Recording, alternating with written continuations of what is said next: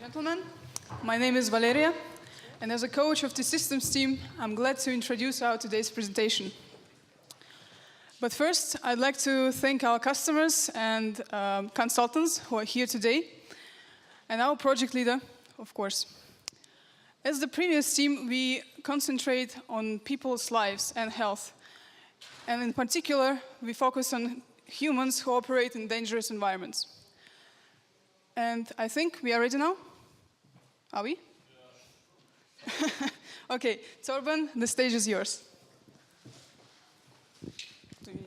I need one. Yeah. Thank you, everyone. Good evening. Yeah. My name is Torben, and I'd like to present to you today the Chest 2.0. What is a Chest 2.0? Well, before I tell you about that, I will tell you something about our team. We have our project management with Konstantin Scheuermann and Valeria Tschernenko. We have our customers here today, Dr. Stefan Werklas and Dr. Raman Tannen, and we have our consultants here, Dr. Andreas Werner and Frank Fischer. So we had a really big student team, so we divided in 3 sub-teams: the monitoring system, the user interface, and the secure data collector.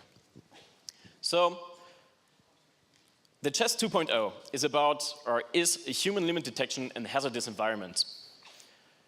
We want to contribute to the operational safety for professionals in hazardous and extreme environments. So what was the scope of our project then? Well, we further improved remote real-time health monitoring.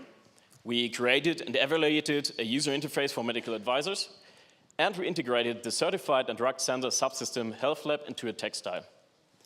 We also did an estimation of an individualized physiological stress level. So whom are we addressing with this kind of project? Well, let us think about a mission participant who is always under high pressure and continuous danger. So when we think about that, let's think about a fireman or a firefighter. So what can we offer to such firefighters? Well, we have our textile integration, a suit. In this suit, there are different sensors, as you can see here. The first sensor we have is a core temperature sensor attached to the forehead. Another sensor is a humidity sensor, which is attached to the back of our participant. We are also able to measure the heart rate, which you can see over there. And we can also measure the limb temperature, which are integrated in our textile and attached on the ankles and wrists of the participant. We are also able to get the respiratory rate of our, in this case, firefighter. So we also have output devices, an Apple Watch and 2 input devices, an emergency button on the left-hand side and a status button on the right-hand side. So we have seen what we can offer with this suit, but who else are we addressing? It's not only the firefighter. Well, we also have a commander who's responsible for a mission success and the operational safety during this mission. And we also have a medical advisor who advises the mission commander and commutes with participants. Okay, let me put this into context for you. So let us think about a scenario. We over here have our participant Daniel and our medical advisor Felix, who will enter the stage later, and our commander Andreas. Well, let us think about a house which is burning. Our commander has then a mission, and he notifies our participant to suit up.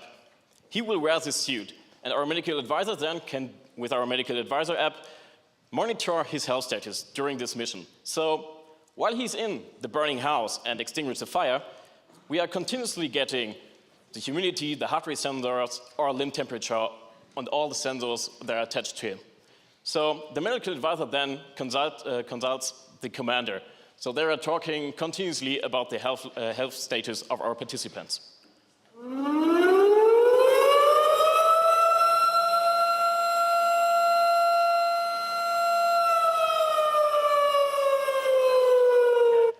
Stop the presentation. There's a fire at Professor Brugge's office. We need to take care of that immediately. So together with me, we have Dr. Felix Buchert, my medical advisor, and Daniel, prepare yourself for the mission. Okay, so what do we need for a scenario? We have here already our commander Andreas, and we have our medical advisor there, Felix. So and we have our participant Daniel, who I introduced in the first place. So these 3, what do we need to make our mission a success? Well, at first place, our commander needs to create the mission and to enter mission details, like the location of where the fire takes place, and, for example, the name of the mission. Then he needs to assign the medical advisor, in our case today, Felix. And we have to assign participants who are in charge of extinguishing the fire at Professor Berger's office today. But this is not, but there's also a second step. Well, we have our participant over here who needs to get assigned to the suit. So every suit comes in with a QR code. He scans the QR code with his device and is then assigned to the suit, and we then are able to, and then the medical advisor is able to monitor his health status throughout the mission. Okay. So, first of all, I need to start the Commander app. Okay, it's working. So I start the Commander app, and I will create a new mission. So I need to select a valuable mission name. So I guess Professor Brugge's burning office is quite telling, so should be enough. The fire is intermediate, it's not too big, not too low, so it shouldn't take longer than 2 hours to take care of that. We have a latitude and longitude, but unfortunately there's no Google Maps places for that, so we need to put in the latitude and longitude exactly. And then, as mentioned, I will select a medical advisor for this mission, and today this will be Dr. Felix Buchert. In the next step, I will assign my participants to the mission. The first one will be Daniel, so I will assign Daniel. Oh, Simon as well, of course. Simon will be the second one and will take over if there's something going wrong. And just in case, we have Shung Long, our third participant. And then I can create the mission, and I see all the mission details. So it's today quite good weather for fighting fire. It's scattered clouds, 16 degrees, not that hot. Here you see the overview of the mission participants, and you see it on the medical card, on the card where the mission will take place.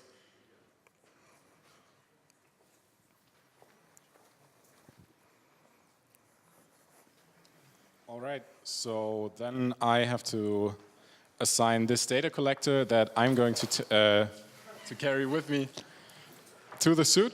I do that via this QR code. There you go, it works. Now I can see the mission that the commander just created. I can see that all the sensors that we need are online, and what's left to do is just select myself as the user, and I'm ready to go.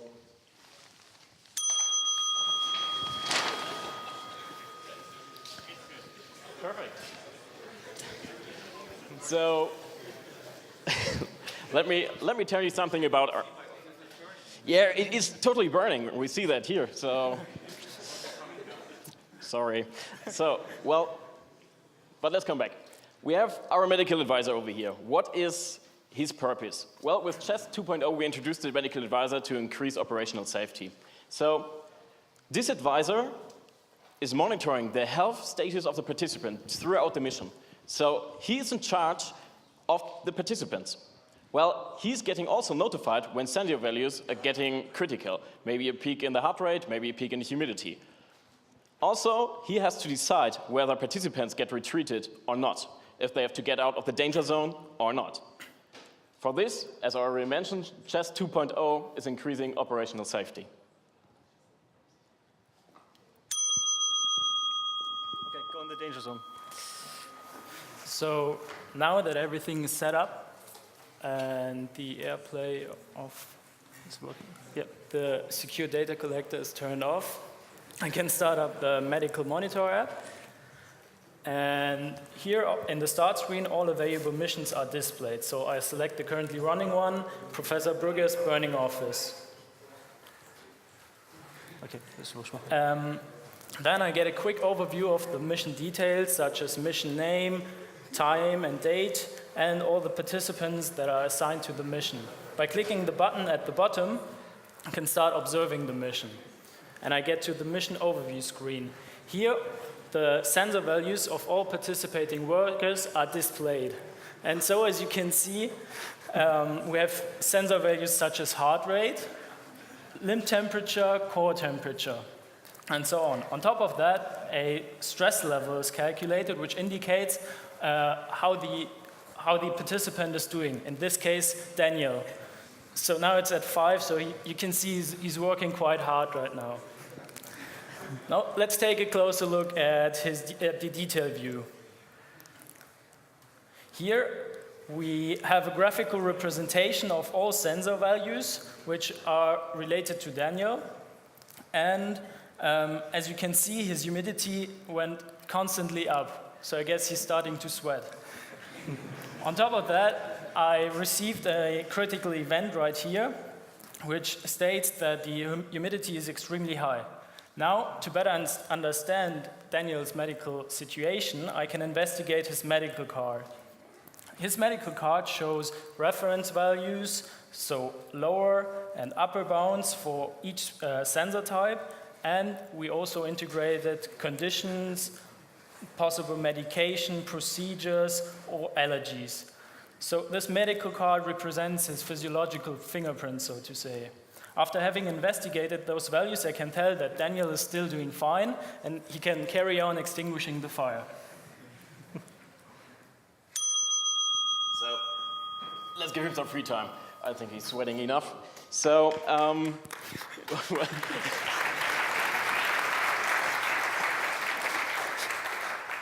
I don't know why you're clapping because the fire is still burning, but let's have a further look. As I introduced in the beginning, maybe he's today not capable of extinguishing the fire on his own. So we introduced two input devices, the emergency button and the status button. So when he thinks he's not able to extinguish it on his own, he presses the emergency button. And therefore, he can call for assistance. Our medical advisor then will retrieve in his medical advisor UI the need for help. So he will consultate our commander if it's possible to send in another participant.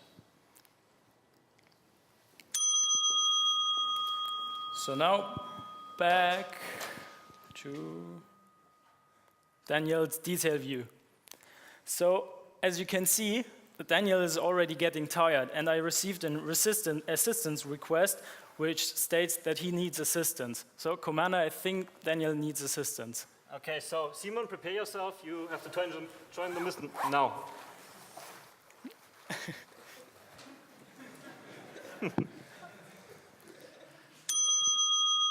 Well, let's see if this works out. But let us think about another scenario. Maybe when our medical advisor gets critical events, he needs to consult our commander. They will talk immediately about the situation, and if he has a serious raise of his values, they need to retreat him. So they have to tell him, okay, you need to get off of the danger zone before you get some long-term conditions. So if he presses the retreat button in his app, our participant will immediately get on his output device, the Apple Watch, an alert or a notification that he has to leave the danger zone.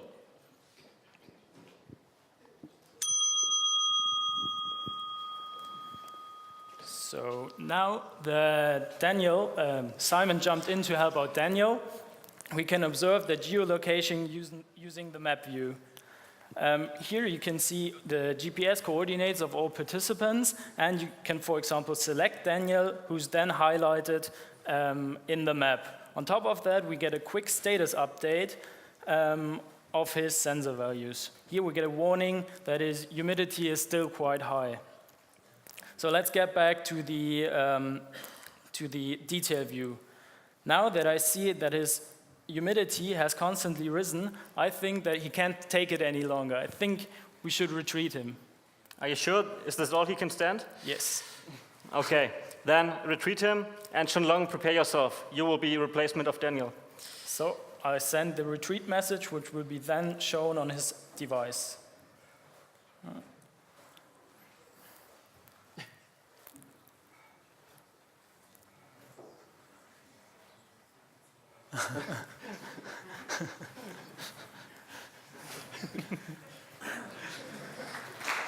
Shenlong? Shenlong?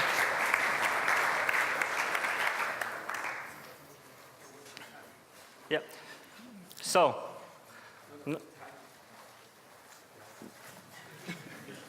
now Shenlong. Okay. So now I'm supposed to say you had one job and you failed? So, no.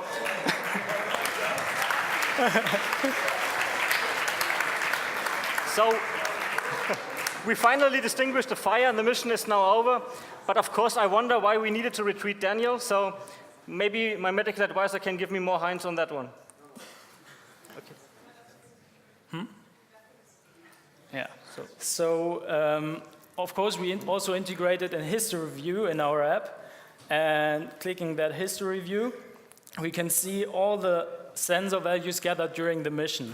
So I can scroll out, scroll in, and on top of that, also when I click the critical event up here in the corner, the exact point in time is highlighted in the corresponding graph. So like that, it's really easy to evaluate what went wrong during the mission. Yeah. Yeah, we will. So, thank you very much, Commander and Medical Advisor, and our participants. Yes, to come in quick. Our status is that we have implemented the Commander and Medical Advisor you have seen today. We have our textile integration, we have our health data analysis, and we have also our participant feedback channel with the input buttons, the emergency button, and the Apple Watch. We also have the health data gathering. We were able to gather the data out of the health lab. What we need to improve more of further topics are the security token to encrypt the communication and to extend the current textile integration and to... Okay, and we are done.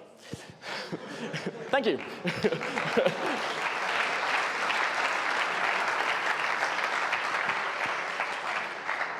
Yeah, I like our customer to give feedback or to ask questions. Yeah. Thank you very much for the presentation. Very successful, I would say, and it could be very helpful in practice. What do you think could be the next steps in this project? Well, as we already mentioned, we implemented here a prototype. And this prototype was very accurate in the sensor values, and it was definitely a great pleasure to work with it. But, and this is the point, the textile integration, we should extend the textile integration there. Because we have like heart rate sensors and they are attached to the body, they should be integrated more in the textile. Also, we have a bag in front, which should also be more integrated into the textile. Because this is some stuff we encountered what could be on the mission like very, very dangerous. So, yeah. Okay, thank you. Great job. Thank you.